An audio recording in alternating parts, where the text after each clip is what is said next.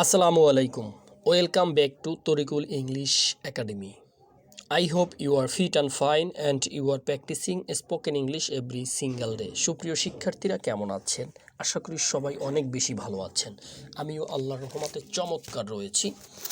আজকের এই সুন্দর সেশনটিতে আপনাদের সকলকে ওয়েলকাম করছি।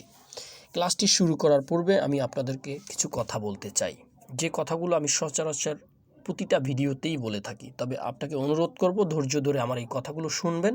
যদি কথাগুলো শুনে আপনার মনে হয় যে আপনার ইংলিশ শেখা উচিত, তাহলেই আপনি আমার এই ক্লাসটি করবেন, অথবা আপনি এখান থেকে বেরিয়ে যেতে পারেন। আপনার ভালোর জন্য বলছি। বাস্তবতাটা এরকমই হয়ে থাকে, একটু তেতো লাগতে পারে, কিন্তু কথাগুলো আপনি একটু মনোযোগ সহকারে শুনবেন। যদি আপনি ইংলিশ শিখতে চান, আমি শুধু ইংলিশের কথাই বলছি, অন্য কথাগুলো বলছি না, যেহেতু আমি ইংলিশ নিয়ে কাজ করছি, আমি নিজে শিখছি, আমি মৃত্যু পর্যন্ত শেখার ইচ্ছা রয়েছে, আল্লাহ আমাকে যদি বাঁচিয়ে রাখে। এবং অন্যকে সেই জার্নিটা আমি কিভাবে পার করে আসছি, সেই জার্নিটা শুধু যে আমার মতন করেই তাদেরকে চাপিয়ে দেবো, বিষয়টা এরকম না। তাদের মতন, আপনাদের মতো করেই আপনারা নিতে পারবেন। বাট ছোট ছোট কিছু বিষয় আপনারা যদি ফলো করতে পারেন, তাহলেই কিন্তু এই জার্নিটায় আপনি সফল হতে পারেন। আপনি মনে করেন সকাল 6টা থেকে রাত 10টা পর্যন্ত আপনি জেগে থাকেন। তো সকাল 6টা থেকে রাত 10টা পর্যন্ত যে টাইমই হোক না কেন, 13-14 ঘন্টা, আমি বলছি 12 ঘন্টা, অর্থাৎ দিন 12 ঘন্টা, রাত 12 ঘন্টা, এই 24 ঘন্টা সময় একদিন হয়। 12-24 দিনে 24 ঘন্টা একদিন হয়, আমরা জানি সবাই। আপনাকে আমি বলছি 1 ঘন্টা সময় আপনি বের করবেন এই 24 ঘন্টার ভিতর, এবং এই 1 ঘন্টা সময় আপনি বের করে শুধুই আপনি এই ইংলিশের পরে ফোকাস করবেন। এবং আমি আপনাকে বলছি, আপনি যদি আমার প্রতিদিন একটা ক্লাস করেন, প্রতিদিন একটা ক্লাস বলতে এই একটা ভিডিও যদি আপনি প্রতিদিন দেখেন, আপনার ক্লাস করতে হবে না। এই এখন যে ভিডিওটি আমি তৈরি করেছি, এই ভিডিওটিও যদি আপনি এই 1 ঘন্টা চর্চা করেন, 1 ঘন্টার পরে আপনার 1 মিনিটও চর্চা করতে হবে না। তারপর আপনার যে কাজ আছে, অন্য যে আদার কাজ রয়েছে, সেটির পরে আপনি মনোযোগ দিবেন। কিন্তু এই 1 ঘন্টা যদি আপনি প্রতিদিন খাতায় নোটপ্যাডে লিখে এই সেন্টেন্সগুলো অথবা এই যে স্ট্রাকচারগুলো বা এই রুলগুলো, এই স্পোকেনের এই বিষয়গুলো আপনি যদি লিখে 1 ঘন্টা প্র্যাকটিস করেন, আমি আপনাকে বলছি 3 মাস পরে আপনি নিজেকে কল্পনা করতে পারবেন না আপনি কোন লেভেলে পৌঁছে গিয়েছেন। সো আমি আপনাকে অনুরোধ করে বলছি, 1 ঘন্টা, 24 ঘন্টার ভিতর 1টা ঘন্টা আপনি ইনভেস্ট করেন। আমি জানি এটা অনেকের কাছে হয় না বা হয়ে ওঠে না, কেন হয় না সেটিও আমি জানি। এই জন্য যদি আপনাদের কখনো সুযোগ হয়, আমি একটা ক্লাস করিয়ে এই বিষয়গুলো আপনাদের কনসেন্ট্রেশনে ধরিয়ে দিতে পারলেই আশা করি আপনারা বুঝে যাবেন। অনেকগুলো টেকনিক রয়েছে, কিন্তু এটা একদম পার্সোনাল টেকনিক, যে আপনি প্রতিদিন 1 ঘন্টা কোনো কিছু, আশেপাশে কোনো কিছুকে মাথায় না রেখেই যদি প্র্যাকটিস করতে পারেন, তাহলে আপনি নিজে থেকে ইংলিশটা শিখতে পারবেন।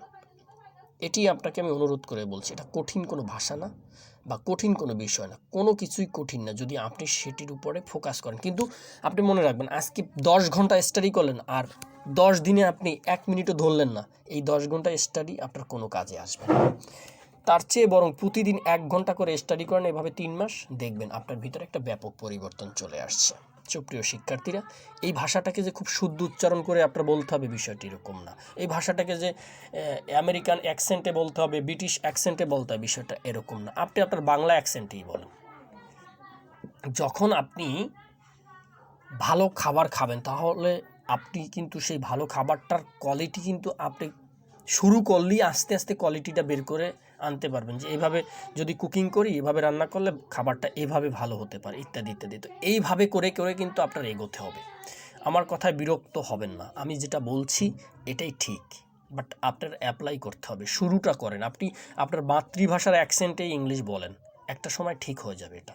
আর আপনার এই অ্যাকসেন্টটা কিন্তু বুঝতে পারবে অনেকে কি 99% মানুষ আপনি যে অ্যাকসেন্টেই বলেন না কেন, যখন আপনি ইংলিশ ভাষায় কথা বলবেন, সেই অ্যাকসেন্টটা বুঝতে পারবে, বাট অন্যদের মতন সুন্দর হবে না। কিন্তু আপনি নিজে থেকে যখন এটা বলতে পারবেন, তখন আপনার সুন্দর হোক, আপনার অ্যাকসেন্ট, হ্যাঁ, এটা পরিষ্কার হোক, এটা কিন্তু আপনি নিজেও তখন চাইবেন। সো তখন থেকে কিন্তু আপনাকে এগুলো বুঝানো লাগবে না।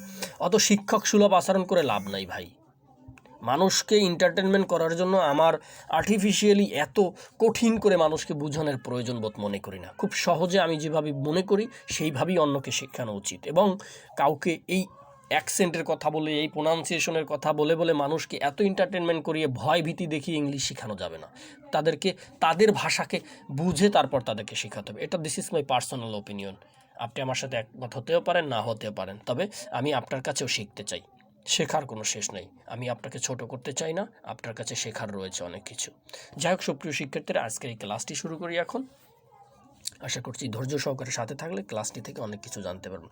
সাবজেক্ট প্লাস উইশ, অবজেক্ট অর্থ ব্যক্তিবাচক। সাবজেক্টের পরে আরও একটা অবজেক্ট, সাবজেক্টের পরে সেন্টেন্সের ভিতরে যখন কোনো সাবজেক্ট চলে যায় সেটাকে আর সাবজেক্ট থাকবে না, সেটা অবজেক্ট হিসেবে কাজ করবে। সাবজেক্ট উইশ, অবজেক্ট ব্যক্তিবাচক, তারপর বি ভার্ব, তারপর আপনি অ্যাডভার্ব অথবা নাউন নিয়ে আসতে পারেন। সেটি আমরা ক্লাসেই দেখাচ্ছি। I wish you be a doctor, আমি তোমার ডাক্তার হওয়াটা কামনা করি। এই তয়াকারের তাটা এখানে হবে না, এটা টাইপিং মিস্টেক হয়েছে। আশা করছি বুঝতে পারবেন ইনশাল্লাহ। সাথে থাকুন ধৈর্য ধরে, চমৎকার একটা ক্লাস হতে চলেছে। হ্যাঁ, I wish you be a doctor, আমি তোমার ডাক্তার হওয়াটা কামনা করি। উইশ মানে হচ্ছে আপনি কাউকে অভিনন্দন বা অভিবাদন দিতে চাচ্ছেন, তার প্রতি আপনার এই শুভেচ্ছা বাণীটা দিতে চাচ্ছেন, সেই অর্থে কিন্তু উইশ ব্যবহৃত হয়েছে। I wish you be happy, আমি তোমার সুখী হওয়া কামনা করি। I wish you be happy, আমি তোমার সুখী হওয়াটা কামনা করি। I wish you be good person, আমি তোমার ভালো ব্যক্তি হওয়াটা কামনা করি। এইখানে হওয়াটা বানানটাও ভুল হয়েছে, দেখছেন? হওয়াটা, sorry to say, typing mistake হতে পারে।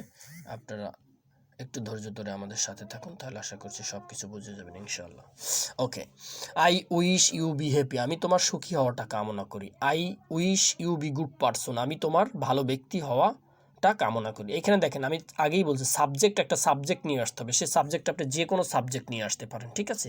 ইউ আনতে পারেন, দিয়ে আনতে পারেন, কিন্তু আমি আই নিয়ে এসেছি। আই এক সাবজেক্ট হিসেবে কাজ করছে, ইউ অবজেক্ট হিসেবে কাজ করছে। তাহলে আমাদের স্ট্রাকচারটা খেয়াল করেন, দেখেন প্রথমে সাবজেক্ট আই, তারপর আমরা উইশ বসিয়েছি, তারপর অবজেক্ট হিসাবে ইউ বসিয়েছি, তারপর কি বসি ইউ, মানে আপনি তো ভালোই করে বুঝতে পারছেন অবজেক্টটা ব্যক্তিবাচক হতে হবে, তো ব্যক্তি ইউ, তারপর আমরা বি ভার্ব নিয়ে এসেছি, তারপর এই দেখেন আমরা কি নিয়ে এসেছি, গুণবাচক, গুড পারসন, ভালো ব্যক্তি, এগুলোকে বলা হয় অ্যাডভার্ব, অ্যাডজেক্টিভ, নাউন, এ ধরনের আর কি। হ্যাঁ, I wish your father be rich, আমি তোমার বাবার ধনী হওয়াটা কামনা করি। I wish your father be rich, আমি তোমার বাবার ধনী হওয়াটা কামনা করি। I wish Tarikul be a teacher, আমি তরিকুলের শিক্ষক হওয়াটা কামনা করি। I wish Tarikul be a teacher, আমি তরিকুলের শিক্ষক হওয়াটা কামনা করি।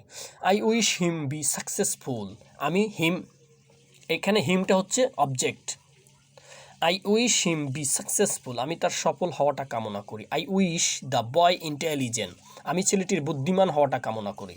আই উইশ দ্য বয়, এখানে দ্য বয় কিন্তু একসাথে হবে। হ্যাঁ, হওয়াটা, এই দেখেন দ্য বয় ছেলেটির, দ্য বয় ছেলেটির, ঠিক আছে?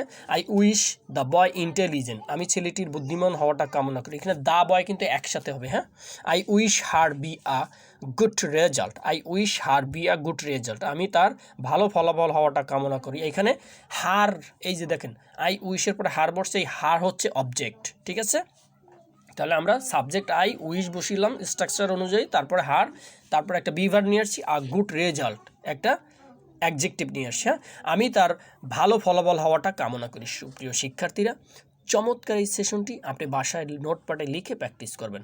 আমি আপনাকে অত বেশি অ্যাডভাইস দিতে পারি না। হ্যাঁ, আপনাকে কোন ওয়েতে শেখাতে হয় আমি এই লাইফের জার্নিটা কিন্তু জানি, এজন্য আমি আপনাকে বলছি লেগে থাকুন। একদিনে হবে না, কিন্তু লেগে থাকলে একদিন না একদিন হয়ে যাবে। সো লেগে থাকুন, ধৈর্য হারা হবে না। আর আশাকে কখনো মনে করেন মানে আশাটা বন্ধ করা যাবে না। আপনি কোনো কিছুর আশা বন্ধ করে দিলে কিন্তু আপনি আস্তে আস্তে নিস্তেজ হয়ে যাবেন। আপনি ধৈর্য ধরে অপেক্ষা করুন, একদিন না একদিন আপনার সৃষ্টিকর্তা আপনাকে সেটা ফিরিয়ে দেবে। ঠিক আছে, ভালো থাকবেন, সুস্থ থাকবেন, এই প্রত্যাশা আজকে এখানে শেষ করছি। আসসালামু আলাইকুম। আর হ্যাঁ, যদি কোনো প্রশ্ন থাকে অবশ্যই আমাকে কমেন্ট করে জানাতে পারেন, আর টাইমলাইনে শেয়ার করে রাখতে পারেন। বারবার দেখে আপনি ভিডিওটি প্র্যাকটিস করবেন ইনশাআল্লাহ। আর বন্ধুবান্ধব যদি কারো কাছে শেয়ার করে মনে করেন যে শেয়ার করা উচিত, তাহলে অবশ্যই শেয়ার করে দেবেন। আসসালামু আলাইকুম।